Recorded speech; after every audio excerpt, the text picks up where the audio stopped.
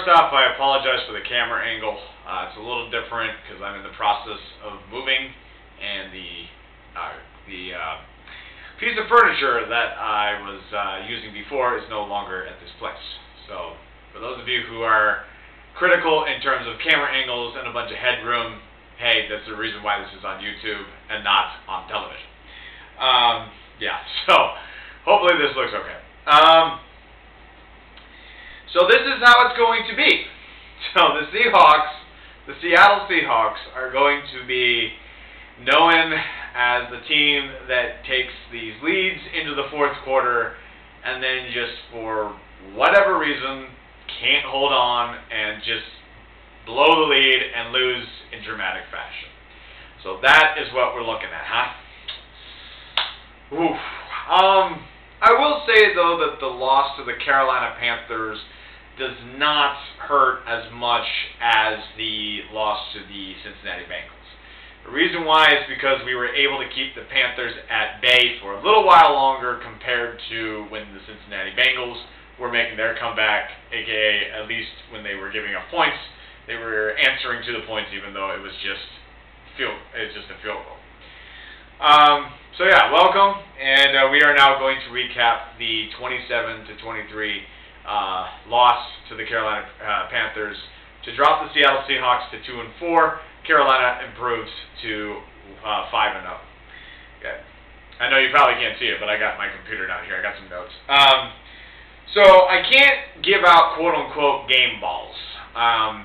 Basically what that means is when a team wins, they give out, sometimes it's a tradition for football players to receive game balls in terms, and when they play really well in victories. So I can't do that because the Seahawks lost, but I would like to give some shout-outs to some particular players. The first one is Bruce Irvin. Bruce Irvin was all over Cam Newton throughout the entire game, sacked him twice. He was able to have 3 tackles for loss, constantly in his face. I was able to listen to the game from beginning to end, and that was the one defender that got up in Cam Newton's way, and he definitely had a good game. I want to give shout-outs to Cam Chancellor and Earl Thomas for stepping up, interfering with some passes from Cam Newton, and they each intercepted a pass. So that definitely helped. Earl Thomas got his second pick in a row, so he now has 2 on the season. Got his first last week. Now the running game, as the individual level doesn't look really good, but Marshawn Lynch was playing his first week back from an injury, and between him, Russell Wilson, and Thomas Rawls, not too shabby. 115 yards rushing, averaging 4.4 yards per carry, mainly led by Russell Wilson, who rushed for 53 yards, averaging over 6.5 yards per rush. So not too bad there. So got to give kudos to those particular Seahawks. For on the Carolina Panthers side, these aren't necessarily shout-outs because they're not my team, but Cam Newton completes 20 of 36 pass attempts, passes for 269 passing yards, averages 7.5 yards per pass. And what I thought was really interesting is on the radio broadcast, because again I listened to this game, they kept saying, "Oh, Cam Newton's not playing very well. Cam Newton's this, Cam Newton's that," and I'm thinking to myself, but he's still leading the charge down the field. So how can you say he's not playing well when he's still got the Panthers in contention of winning this game? I know he threw 2 interceptions, and his quarterback rating was a little low, 65.6. But at the end of the day, Cam Newton got it done, and Russell Wilson did not. He even scored a touchdown. So that I just thought was interesting. Also got to give props to the local boy from Lacey, Washington, unfortunately an Oregon Duck alum, as Jonathan Stewart carried the ball 20 times for 78 yards, averaged just under 4 yards per run, scored twice with a long of 11. Russell Wilson ends up finishing the day 18 for 30, 241 passing yards, averaging 8 yards per play, and threw 1 touchdown. He was sacked 4 times, however, did have a quarterback rating of 73. So Carolina improves to 5-0. They are now a half game over the Atlanta Falcons in the NFC South. If there are any Carolina Panthers who come across this, congratulations on the victory. Seattle falls to 2-4, and they are now tied with Santa Clara for last in the NFC West. The Seahawks are very fortunate that the Arizona Cardinals lost to remain 2 games behind Arizona for first place in the division. They are now tied. Like I said, they're tied for last. However, according to tiebreakers on the NFL standings, Seattle's actually in third. St. Louis sits right now at 2-3. They had their bye week this week. Disturbing stat of coming out of this game. The Seahawks have allowed a grand total of 64 points in the first 3 quarters in the first 6 games of the season. That's not bad. That's actually a plus 43 differential favoring the Hawks, meaning they have scored 43 more points in the first 3 quarters than their opponents throughout the season. Very good. What is not good? Points allowed in the fourth quarter and overtime. 61 points for a differential of minus 34, meaning opponents score 34 more points against the Seahawks in the fourth quarter and in overtime. Very disturbing.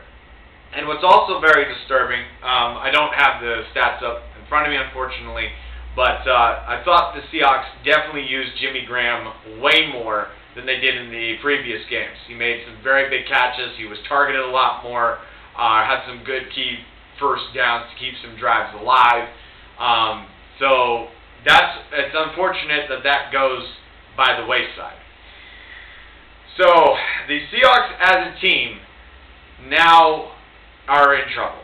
They are in trouble. The panic button has been pushed. If the Seahawks won this game, I wasn't going to press the panic button, but the Seahawks need to win their next 2 games if they want to have a chance of making the playoffs. Because their odds of just making the playoffs just got lower. I thought that they were going to defeat Carolina just because of their previous history, and finally Cam Newton finally beat the Seahawks. First time in his career, all-time record of 0-4 coming into this game.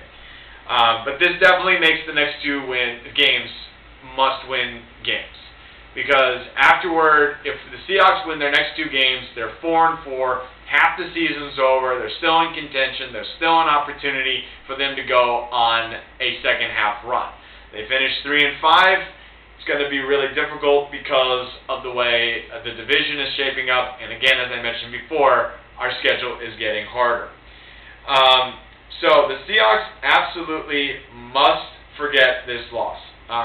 They absolutely must forget this loss because they have a tough. Sorry, I'm trying to get my computer's acting up. I apologize.